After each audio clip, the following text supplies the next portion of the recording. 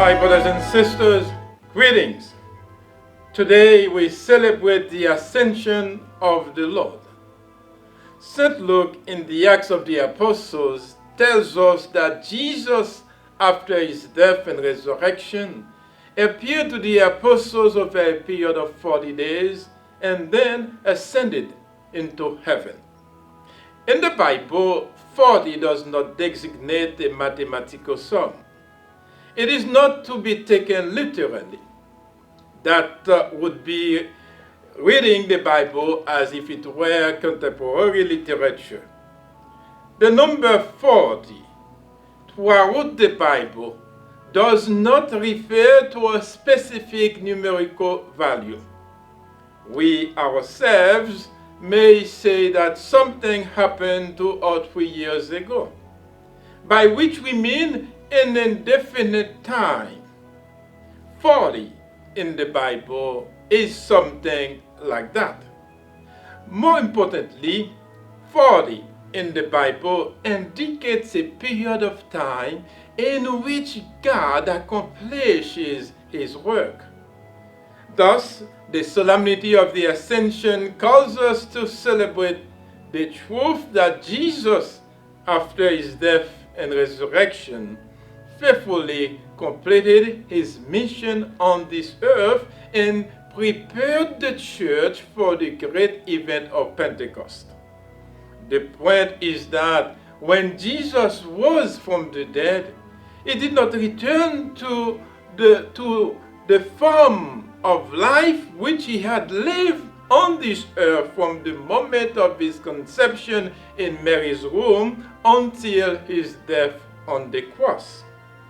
Jesus rose from the dead as Lord and Christ, the Savior of the world, and the head of his mystical body, the church. He is now a glorified life. That the theological meaning of our statement in the Creed.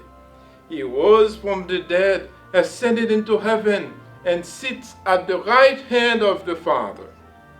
So, the Ascension shows us the full glory of the resurrection, sharing in God's glory eternally, a preview of God's plan for all the rest of us who have followed Christ faithfully. The Ascension also tells us that Christ is still with us. As he said in the gospel last week, I will not leave you orphans. I will come to you. The world will no longer see me, but you will see me. Finally, the Ascension tells us we have a job to do. We can't spend all our days staring up to the heavens, wondering where he's gone, or what he is doing, or what heaven be like for us. Men and women of Galilee, why are you looking up? The angel said in the first reading, don't look in the sky and stop contemplating your navel. No, get to work. Others need to know about the heights and depths of God's working in our lives. We need to take God to schools, to the workplaces, to our families. The world has questions. Some of these questions are profound. Yes, ultimately, Jesus is the answer. But to understand Jesus, what means, we have to learn our faith and bring our knowledge to others. As Jesus is raised from the dead, he promised us we will be with him one day.